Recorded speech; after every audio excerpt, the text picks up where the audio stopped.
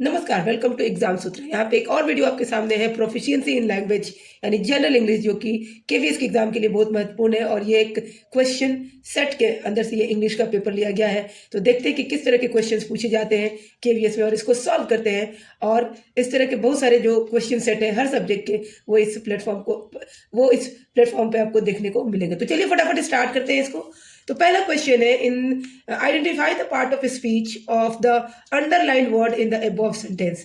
यहाँ पे जो सेंटेंस दिया हुआ है उसमें अंडरलाइन वर्ड को हमें आइडेंटिफाई करना है कि कौन सा पार्ट्स ऑफ स्पीच है, और उसके कुछ ऑप्शंस भी हैं। चलिए देखते हैं। तो सेंटेंस है, the child is a prodigy.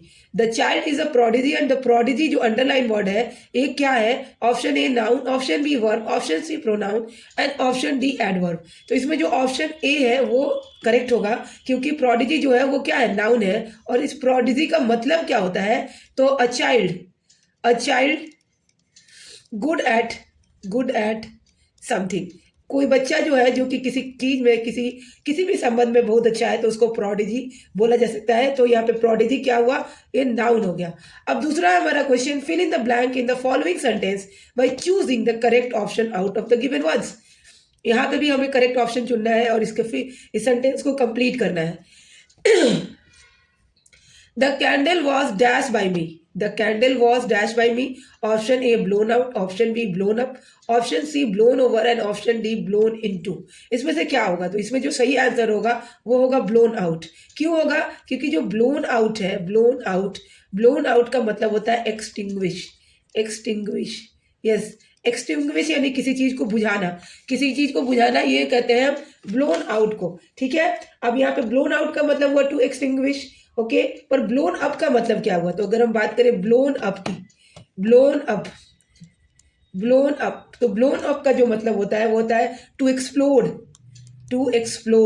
किसी चीज का एक्सप्लोड करना।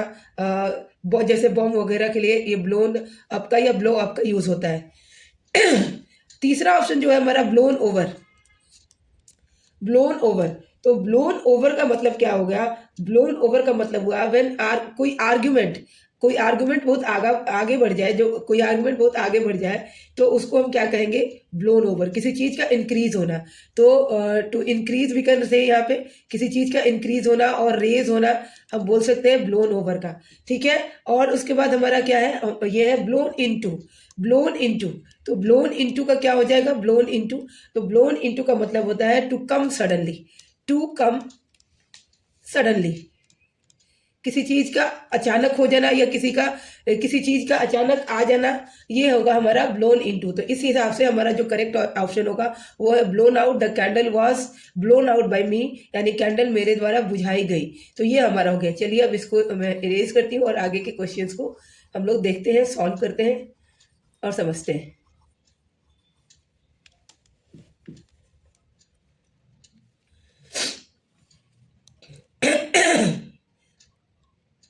तो हमारा जो तीसरा क्वेश्चन है, fill in the blank in the following sentences by choosing the correct option out of the given ones. तो इसमें यहाँ पे हमें दिया हुआ है फिर से सेंटेंस दिया हुआ है और इसमें से हमें करेक्ट ऑप्शन को चूज करना है। तो देखते हैं क्या है ये ऑप्शन है। हमारा क्वेश्चन है, the PM has dash many changes in the country. The PM has dash many changes in the country, and option A हमारा क्या है? Brought up, option B brought into, option C brought out and option D जो है वो है brought about. तो जो हमारा करेक्ट ऑप्शन होगा वो होगा ब्रॉट इनटू, क्योंकि ब्रॉट इनटू का क्या मतलब होता है? ब्रॉट इनटू का मतलब होता है कोई चेंज लाना, किसी चीज को इंट्रोड्यूस करना। ठीक है, तो यहाँ पे क्या होगा? Brought into. Okay, to present, यहाँ पे हम क्या लिख सकते हैं? टू प्रेजेंट समथिंग और to introduce something, we can say कि ये ब्रॉट इनटू का मतलब होता है। पर वहीं पे अगर हम बात करें कि क्या मतलब होगा ब्रॉट, जैसे ब्रॉट अप है, ब्रॉट अप, तो ब्रॉट अप का मतलब क्या होता है? लालन पालन करना, किसी को पालना पोसना, तो ये ब्रॉट अप का मतलब हो गया। ब्रॉट अबाउट मतलब किसी चीज का सडन चेंज या किसी चीज को लाना, वो हो गया हमारा क्या? Brought about. ठीक है, ब्रॉट अबाउट मतलब हो सकता है, ये भी हो सकता है किसी चीज को करवाना, किसी चीज का के होने का कारण बनना, ये हो सकता है हमारा ब्रॉट अबाउट। आउट का मतलब होता है टू मेक नोटिसेबल समथिंग, किसी चीज को हाईलाइट करना, that is called brought out. तो ये हम लोग पिछले वीडियो में भी ये डिस्कस कर चुके हैं बढ़िया। तो ब्रॉट आउट का मतलब होता है किसी चीज को क्या करना, नोटिसेबल बनाना या किसी चीज को हाईलाइट करना। तो ये हमारा हो गया। क्वेश्चन नंबर 4 है fill in the blank in the following sentence by choosing the correct option out of the given one. यहाँ पे फिर से हमें करना है, फिल इन द ब्लैंक्स करना है। And the question is my father is dash MLA from Varanasi. तो my father is dash MLA, dash की जगह पे ऑप्शन ए है ए, ऑप्शन बी है एन, ऑप्शन सी है द एंड ऑप्शन डी है सम। तो यहाँ पे जो ऑप्शन होगा सही वो होगा ऑप्शन बी एन। यहाँ पे क्या हो जाएगा, एन हो जाएगा। क्यों? क्योंकि जो एम एल ए है, एम एल ए के स्पेलिंग में एम जो है वो किस लेटर से, किससे शुरू हो रहा है, तो वो ए से शुरू हो रहा है। और ये हम प्रोनाउंसिएशन दे सुनेंगे, या फिर अगर हिंदी इंग्लिश प्रोनाउंसिएशन में भी ये इंग्लिश प्रोनाउंसिएशन में भी ये ए लेटर से शुरू हो रहा है, एम एल ए। तो ए है, ए इसमें साउंड आ रहा है, इसलिए यहाँ पे क्या होगा, यहाँ पे एन का यूज होगा। तो my father is an MLA from Varanasi. My father is an MLA from Varanasi. अब आगे पांचवा है identify the part of the sentence given below that has an error. अब हमें एरर फाइंड आउट करना है, यानी कि हम देख सकते हैं जो क्वेश्चन का पैटर्न है उसमें फ्रेजल वर्ब आता है, फिल इन द ब्लैंक्स आते हैं, फिल इन द ब्लैंक्स के रूप में ही फ्रेजल वर्ब आते हैं। आइडेंटिफाई करने पार्ट्स ऑफ स्पीच भी हर साल के पेपर में दिया हुआ है, और ये भी यहाँ पे जो एरर भी जरूर आता है। तो इस क्वेश्चन में देखिए हम identify the part of the sentence given below that has an error, किस पार्ट में एरर है वो देखना है। तो सेंटेंस हमारा Sunita said that she has passed the test.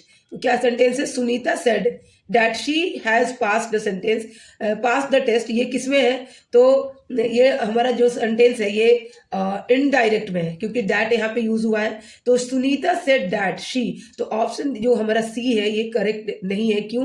क्योंकि ये हैज की जगह पे क्या होना चाहिए, हैड होना चाहिए। क्योंकि जब हम चेंज करेंगे टेंस को तो ये हैज नहीं होगा, ये क्या हो जाएगा, हैड हो जाएगा, क्योंकि ये प्रेजेंट में बता रहा है और जबकि बात कब हुई है, पास्ट में हुई है। तो जो हमारा ऑप्शन सी है, तो ऑप्शन सी हमारा ऑप्शन ए में दिया है, मतलब जो सी पार्ट है वो गलत है। सी पार्ट कहाँ दिया, ऑप्शन ए में दिया है, तो ऑप्शन ए को हम क्या करेंगे, टिक कर देंगे। आगे देखते हैं क्वेश्चन। तो आगे है हमारा the cat killed the rat. The cat killed the rat, question number 6 है, और इसमें क्या करना है, हमें इसके जो भी वॉइस है इसका करेक्ट वॉइस बताना है। Choose the option in the which voice in the verb sentence has been correctly changed into passive voice। तो ये एक्टिव वॉइस में हमें पैसिव वॉइस में चेंज करना है। ऑप्शन ए है the rat has killed the cat, option B the rat had been killed by the cat, and option C the rat has been killed by the cat, and option D the rat was killed by the cat. तो यहाँ पे जो ये हमारा है the cat killed the rat, ये past tense है, past like simple past tense है, सिंपल पास्ट टेंस है। और इसका स्ट्रक्चर क्या होता है कि ऑब्जेक्ट होगा एंड प्लस वाज या वर्ब होगा, वाज या वर्ब हो गया एंड प्लस क्या हो जाएगा, वर्ब का थर्ड फॉर्म हो जाएगा। ठीक है, तो इस पे अगर हम देखें तो यहाँ पे दिख रहा है इस सेंटेंस में the cat killed the rat and plus यहाँ पे फिर हमारा सब्जेक्ट आ जाएगा। तो इसमें रैट जो है वो ऑब्जेक्ट है एंड कैट जो है वो सब्जेक्ट है। तो रैट को सबसे पहले होना चाहिए रैट वाज, तो यहाँ पे जो ऑप्शन डी है वो करेक्ट हो जाएगा, क्योंकि ये क्या है, the rat was killed by the cat. तो ये ऑप्शन डी हमारा जो होगा बिल्कुल करेक्ट होगा। चलिए नेक्स्ट क्वेश्चन देखते हैं हम। नेक्स्ट क्वेश्चन जो है Lalita said Ram, Lalita said Ram where are you going, choose the option in which the above sentence has been correctly change into indirect narration. तो इसमें जो होगा क्या होता है कि इसको चेंज करने के लिए अब देखते हैं कि क्या इसमें ऑप्शन है। पहला ऑप्शन है Lalita told Ram that where was he going, तो हमारा यहाँ वेयर के बाद वाज नहीं आएगा, तो ये इनकरेक्ट हो जाएगा। ठीक है, और यहाँ पे सेड है तो इसलिए टोल्ड भी नहीं होगा। नाउ दूसरा है Lalita inquired Ram where he was going, so ऐसी कोई इंक्वायरी नहीं है, वेयर ही वॉज गोइंग, ये भी हमारा क्या हुआ, गलत हो गया, क्योंकि इंक्वायर नहीं आएगा यहाँ पे, एंड क्योंकि सेड है। Lalita inquired Ram where he was going, तो ये भी हमारा गलत हो जाएगा। एंड डी है Lalita asked Ram, yes Lalita is asking question where are you going, so Lalita asked Ram where he was going, ये हमारा बिल्कुल करेक्ट हो जाएगा। ठीक है, क्योंकि यहाँ पे क्या होगा कि इंटरोगेटिव, जैसे यहाँ पे लास्ट में हम क्वेश्चन मार्क नहीं लगाते हैं, और जैसे अगर कोई क्वेश्चन WH वाला वर्ड आता है उसके बाद भी हम क्या जो हेल्पिंग वर्ब होता है नहीं करते, वो सब्जेक्ट के बाद ही होता है। ओके, तो ये हमारा करेक्ट हो गया। अब क्वेश्चन नंबर 8 जो है वो हम देखते हैं। क्वेश्चन नंबर 8 में है choose the word similar in meaning to the one given above. तो यहाँ पे जो हमें सिनोनिम्स बताना है, सिमिलर मीनिंग, और हमारे पास क्या है, वर्ड है जील, जील वर्ड है। तो जील वर्ड का जो होता है, जील मतलब बहुत उत्साह, किसी काम को बहुत जील से करना, उत्साह और मन लगा के करना। तो इसमें जो ट्रुथ होगा, ट्रुथ का मतलब तो सच होता है, तो सच्चाई नहीं है बिल्कुल, ये गलत होगा। इसको मतलब जील मतलब बहुत एनर्जी के साथ, एनर्जेटिक होके करना, एक्साइटेड होके करना। तो इसके लिए ए हमारा ऑप्शन गलत होगा। सी जो है लव, ये भी गलत हो जाएगा, एंड डी विजडम भी गलत है। तो सही कौन सा ऑप्शन होगा, ऑप्शन बी पैशन। यस, जील का मतलब हुआ किसी चीज को पूरी पैशन, पूरा जील का जो सिनोनिम होगा वो पैशन होगा। अगर कोई काम हम जील से करते हैं, it means we have passion for that. तो पैशन हमारा बिल्कुल सही हो जाएगा। अब 9th क्वेश्चन हमारा क्या कह रहा है, देखते हैं। 9th है कि कॉन्फिडेंट, कॉन्फिडेंट दिया है, choose the word opposite in meaning to one given above. तो कॉन्फिडेंट का हमको एंटोनिम्स देखना है। तो एंटोनिम्स क्या होगा वो हम देखते हैं और बताते हैं कि क्या हो जाएगा। ठीक है, तो यहाँ पे जो हमारा ऑप्शन ए होगा वो बिल्कुल सही है, कॉन्फिडेंट का उल्टा, अपोजिट। ठीक है, क्योंकि ये इसका मतलब क्या हुआ, नॉट कॉन्फिडेंट, दैट इज ये अपोजिट हो गया कॉन्फिडेंट का। जैसे कि ऑब्सक्योर दिया, तो ऑब्सक्योर मतलब ये हो गया जैसे कि वेग या not clear, not very clear, इसका नॉट वेरी क्लियर इसका मीनिंग हो गया। देन ओफुल, ओफुल का मतलब क्या हुआ, ओफुल का मतलब हुआ फुल ऑफ सैडनेस, बहुत ही सैड, तो sadness we can say sadness. Okay, and martial, martial का यूज जो होता है वो आर्मी वगैरह में होता है, जैसे डिस्पोज टू वॉर।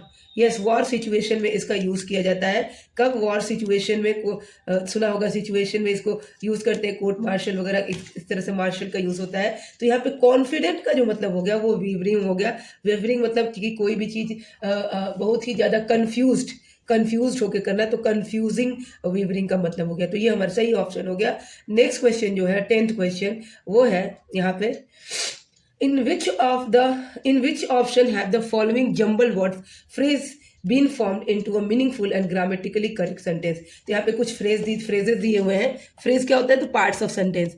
तो बहुत सारे पार्ट्स दिए हैं, इनको अरेंज करके और हमें एक कंप्लीट सेंटेंस तैयार करना है। तो देखिए क्या है इसमें, तो ये ए है thought to think, taught to think. B है school child. C is for himself. इसका इसका जो हमारा सेंटेंस बनेगा वो बन जाएगा कि सबसे पहले हम क्या लेंगे, बी लेंगे। जी हाँ, बी, बी मतलब school child. Yes, school child. Then D हो जाएगा शुड बी। तो बी के बाद क्या हो जाएगा हमारा, डी हो जाएगा। ठीक है, शुड बी। अब उसके बाद क्या होगा, स्कूल चाइल्ड शुड बी, ई हो जाएगा यहाँ पे taught to think. School child should be taught to think, taught to think, A हो गया। और उसके बाद सी हो जाएगा फॉर हिमसेल्फ। सो यहाँ पे क्या हो गया, a school child, a school child, a school child should be taught to think, taught to think, taught to think, yes, taught to think for himself, for himself। Yes, तो ये हमारा correct sentence हुआ और ये हमारा order हो गया। तो इसमें देखते हैं कौन सा हुआ। तो सबसे पहले हमारा क्या हो जाएगा, बी। तो बी यहाँ पे ऑप्शन बी जो है करेक्ट है, क्योंकि बी डी ए सी, तो ऑप्शन बी बिल्कुल हमारा करेक्ट होगा। तो ये आज का वीडियो, आई होप कि सबको वीडियो अच्छी लग रही होगी। अगर आपको मेरी वीडियो अच्छी लगी तो प्लीज़ मेरे चैनल को लाइक, शेयर और सब्सक्राइब करिए, ताकि मैं और ऐसे बहुत सारे वीडियो लेके आ सकूं और आपको हर तरह से हेल्प कर सकूं, हर सब्जेक्ट के लिए, जो KVS NVS के लिए बहुत ज़्यादा इम्पॉर्टेंट है। अगर वीडियो अच्छी लगी तो फिर से लाइक, शेयर और सब्सक्राइब करिए। तब तक के लिए बाय बाय।